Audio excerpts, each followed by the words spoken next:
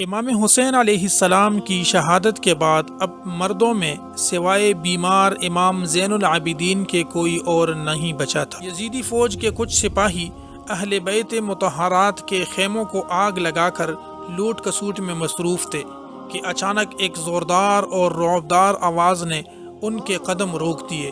خبردار، مزید آگے آنے کی ہمت نہ کرنا۔ یہ آواز نبی کریم صلی اللہ علیہ وآلہ وسلم کی نور نظر نواسی، شیر خدا حضرت علی المرتضیٰ کی لخت جگر اور خاتون جنت فاطمہ الزہرا کی گوشہ جگر صاحبزادی حضرت زینب سلام اللہ علیہا کی تھی۔ میدان کربلا کی اس شردل خاتون کو تاریخ زینب کے نام سے جانتی ہے۔ کربلا کے واقعے کو زندہ جاوید بنانے میں حضرت زینب رضی اللہ تعالی عنہا کا اہم کردار رہا ہے۔ بی بی زینب کی بے مثال کردار اور قربانیوں سے تاریخ کربلا روشن نظر آتی ہے۔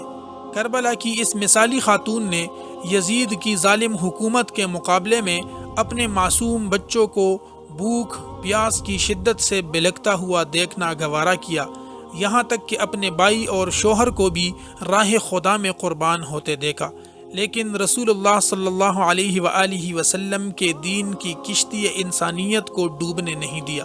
سیدہ زینب علی اور فاطمہ علیہم السلام کی بیٹی ہونے کے ساتھ ساتھ صحابی رسول بھی تھی اور آپ سے بہت ساری احادیث روایت کی گئی ہیں۔ آپ نہایت ہی نیک صفت، فراخ دل اور متقیہ خاتون تھی۔ آپ نے شب بیداری اور نماز کو، عاشورہ کی راتوں کو بھی ترک نہ کیا۔ امام حسین علیہ السلام جب مدینہ سے کوفہ کے لیے روانہ ہوئے تو اپنی بہن زینب بنت علی اور ان کے دو صاحبزادے اون و محمد کو بھی قافلے میں شامل کر لیا۔ حضرت زینب مدینہ سے کربلا کے صحرا تک قدم بقدم اپنے بھائی امام حسین علیہ السلام کے ساتھ رہی۔ میدان کربلا میں ایک ایک کر کے بی بی زینب کے تمام بھائی اور بھتیجے شہید ہو رہے تھے۔ سیدہ زینب ایک دلیر اور بہادر خاتون تھی۔ اپنے اور اپنے بھائی کے چھوٹے بچے اور بچیوں کو ہمت دلاتی، ان کا خیال رکھتی اور اپنے بھائی اور بھتیجے کے حق میں دعا کرتی۔ امام سجاد امام زین العابدین سے روایت ہے کہ عاشورہ کی رات میں اپنے والد کے پاس بیٹھا تھا اور بی بی زینب ہمارے پاس تھی۔ امام حسین علیہ السلام اپنے تلوار کو تیز کرتے ہوئے یہ شعر پڑھتے تھے: اے دنیا تیری دوستی پر افسوس، تمہارے پانے والے اشراق و رسیل ہیں، ان میں سے کچھ صاحب اور طالب قتیل ہیں۔ امام حسین علیہ السلام نے ان اشعار کو 2-3 مرتبہ پڑھا، یہاں تک کہ میں نے آپ کے مقصد کو جان لیا۔ مجھ پر گریہ غالب ہوا، لیکن میں اپنی آنسو پی گیا اور میں جان گیا کہ مصیبتیں نازل ہونے والی ہیں۔ میری پھوپھی زینب رقت قلبی کی وجہ سے یہ سننے کی طاقت نہ لا سکی، جلدی سے اٹھی اور میرے والد کے پاس پہنچی اور مخاطب ہوئی: ہائے مصیبت، کاش مجھے آج موت آ جاتی۔ آج میری ماں فاطمہ اور باپ علی اور بھائی حسن فوت ہو گئے ہیں۔ یہ سننا تھا کہ امام حسین نے ان کی طرف نگاہ کی اور فرمایا: اے بہن، شیطان تجھ پر غلبہ حاصل نہ کر لے۔ حضرت زینب نے کہا: کیا یہ بزور تلوار تمہاری جان لیں گے؟ ایسا ہے تو اس نے مجھے اور زیادہ غمگین کر دیا اور یہ میرے لیے زیادہ ناقابل برداشت ہے۔ یہ کہہ کر میری پھوپھی زینب بے ہوش ہو کر گر پڑی۔ پس امام حسین اٹھے اور پانی کے چھینٹے آپ کے چہرے پر مارنے لگے۔ عاشورہ کے دن امام عالی مقام، امام مظلوم امام حسین علیہ السلام میدان جنگ میں اترنے کے لیے خیمے سے باہر آئے تو آپ کے اہل بیت اور بچوں کے آنکھوں سے آنسو جاری تھے۔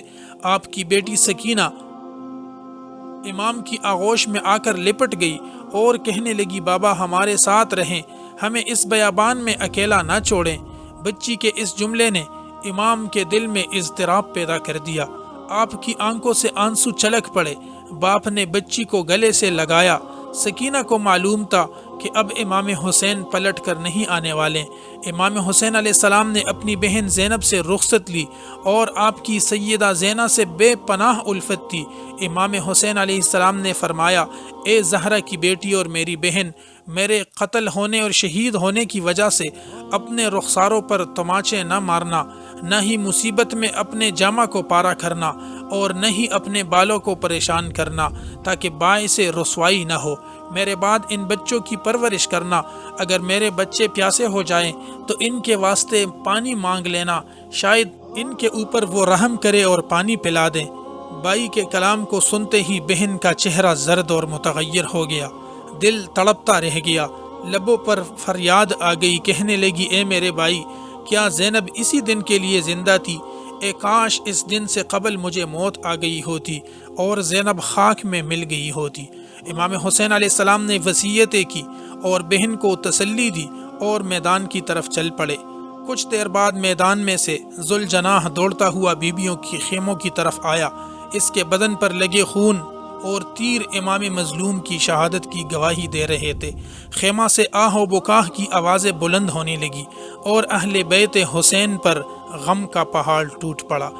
بی بی زینب علیہ السلام نے شہدائے کربلا کے لاشوں کو جب بے گور و کفن میدان میں پڑا دیکھا تو اپنے جذبات پر قابو نہ رکھ پائے اور کہنے لگی اے نانا جان، اے محمد صلی اللہ علیہ وسلم، دیکھیے آپ کے حسین کا خون آلود لاشا چھٹیل میدان میں پڑا ہے، اس کا جسم پارا پارا کر دیا گیا ہے، آپ کے گھرانے کی لڑکیوں کو رسیوں میں جکڑا دیا گیا ہے، آپ کی اولادوں کو قتل کر کے گرم ریت پر بچھا دی گئی ہے جس پر خاک اڑ رہی ہے۔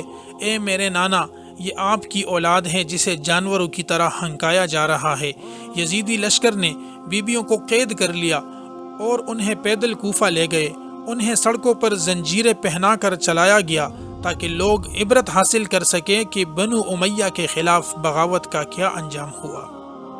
جب شمر نے امام حسین علیہ السلام کے بیٹے امام زین العابدین کو شہید کرنا چاہا تو سیدہ زینب بیمار بھتیجے سے لپٹ گئی اور انہیں شہید ہونے سے بچا لیا۔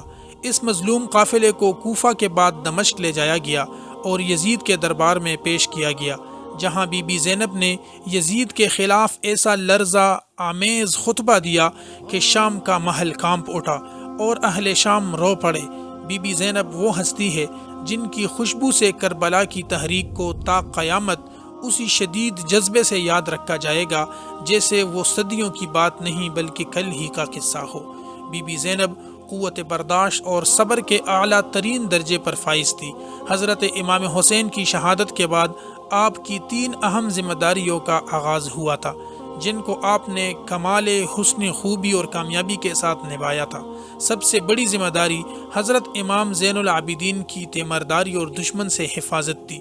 دوسری ذمہ داری ان عورتوں اور بچوں کی حفاظت تھی جو عورتیں بیوہ ہو چکی تھی اور جو بچے یتیم ہو چکے تھے۔ تیسری ذمہ داری کربلا کے پیغام کو دنیا کے کونے کونے تک پہنچانا تھا۔